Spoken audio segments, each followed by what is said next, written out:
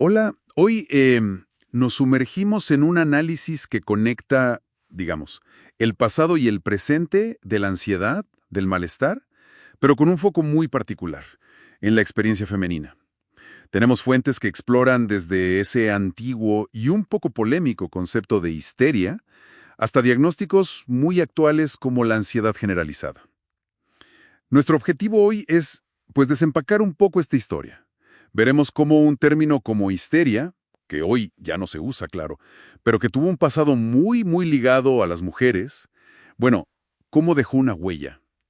Y cómo esa huella quizás se percibe todavía en diagnósticos modernos. Pienso en el trastorno de ansiedad generalizada, el TAG, y el trastorno de ansiedad por enfermedad, TAE, lo que antes, bueno, conocíamos más como hipocondría. Exacto, yo creo que es fundamental empezar por ahí, por distinguir el concepto histórico de histeria, que venía cargadísimo de ideas sobre el género, de lo que son las condiciones clínicas que diagnosticamos hoy. Histeria, de hecho, viene del griego histera, que significa útero. Se basaba en esa creencia antiquísima de un útero que como que viajaba por el cuerpo femenino causando todo tipo de síntomas. Un útero viajero. Sí, sí, tal cual. Y en la época victoriana, bueno, el diagnóstico era increíblemente común. Fíjate que un médico llegó a listar 75 páginas de posibles síntomas asociados a la histeria. 75 páginas. ¡Wow! Y un aspecto que siempre me ha llamado la atención de esa época era el tratamiento, ¿no? El tratamiento. Sí, para mujeres diagnosticadas, muchas veces solteras o viudas, incluía lo que llamaban el masaje pélvico. Que lo hacía un médico. Que lo hacía un médico, sí, hasta que la paciente alcanzaba lo que se denominaba el paroxismo histérico, o sea, un orgasmo. Claro. Y esto, bueno, incluso impulsó la invención del vibrador. Exactamente, como una herramienta médica para, digamos, hacer la tarea menos ardua para el doctor. Una historia curiosa, ¿verdad? Muy curiosa.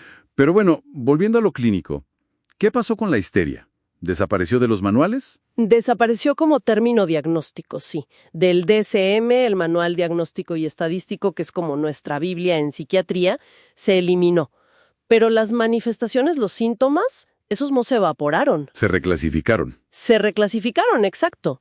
Hoy muchas de esas manifestaciones podríamos entenderlas dentro de otros cuadros, por ejemplo, el trastorno de conversión, Ajá. que son síntomas neurológicos, parálisis, ceguera, cosas así, sin una causa médica aparente, y que curiosamente sigue siendo más frecuente en mujeres. O los trastornos disociativos, esa sensación de desconexión. Entiendo. O incluso el trastorno de personalidad histriónica, aunque ese está más centrado en la búsqueda de atención y la emocionalidad exagerada. Vemos cómo se fragmentó ese gran paraguas que era la histeria. Pero, y esta es la pregunta clave, creo, ¿persiste algo de esa vieja mirada? ¿De esa forma de entender el malestar femenino? Ahí está el punto. Yo creo que sí. Parece persistir una cierta tendencia, quizá un sesgo. La inclinación a atribuir síntomas físicos en mujeres, pienso en dolor crónico, fatiga persistente, a causas psicológicas. Como decir, es estrés, son nervios. Exacto. A veces se le llama somatización, la idea de que el malestar psicológico se expresa en el cuerpo.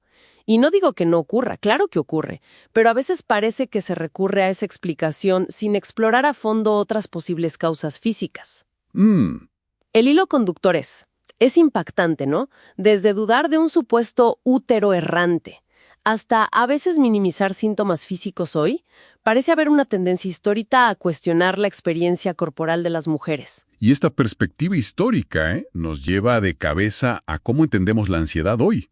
Hablemos del trastorno de ansiedad generalizada, el TAG. Claro, el TAG es esa preocupación crónica, excesiva, que abarca muchas áreas. La salud, el trabajo, la familia. Dura más de 6 meses y es muy difícil de controlar para la persona. Y aquí sí vemos diferencias de género en las cifras, ¿verdad? Sí, los datos apuntan a eso. Estudios realizados en España, por ejemplo, hablan de prevalencias de hasta un 20% en mujeres frente a un 10-14% en hombres. Hay una diferencia notable. Y luego está el otro que mencionamos, el TAE, trastorno de ansiedad por enfermedad, la antigua hipocondría. Correcto. Es ese miedo intenso, persistente, a tener una enfermedad grave.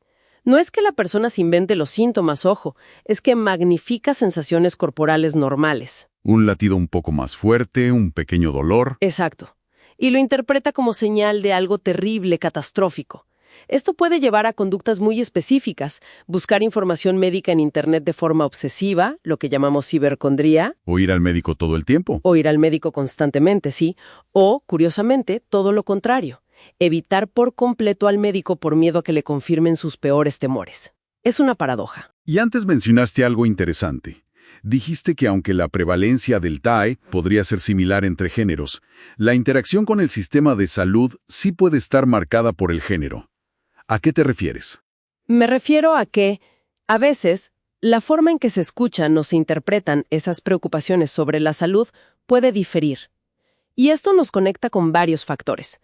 Por un lado, los biológicos. ¿Hormonas? Sí, las fluctuaciones hormonales propias de la mujer, el ciclo menstrual, el embarazo, el posparto, la menopausia, tienen un impacto real en la química cerebral y, por tanto, en la ansiedad. Eso está claro.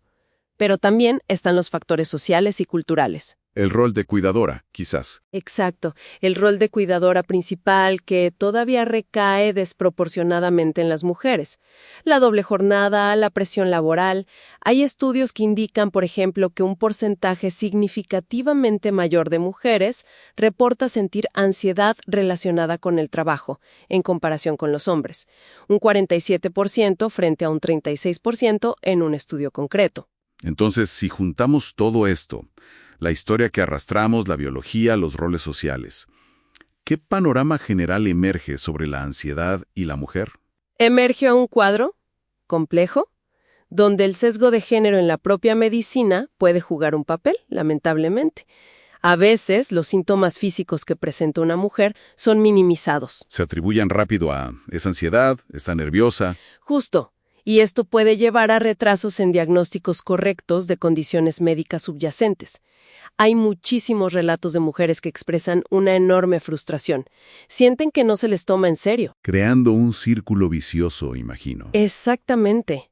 La ansiedad por la salud choca con un sistema que, en ocasiones, parece invalidar esa misma preocupación. Es un ciclo difícil de romper. Así que, resumiendo un poco, este viaje desde el mito casi fantástico del útero errante hasta el TAG y el TAE de hoy nos muestra una evolución en cómo nombramos y entendemos el malestar. Sí, una evolución clara. Pero con ecos del pasado que aún resuenan.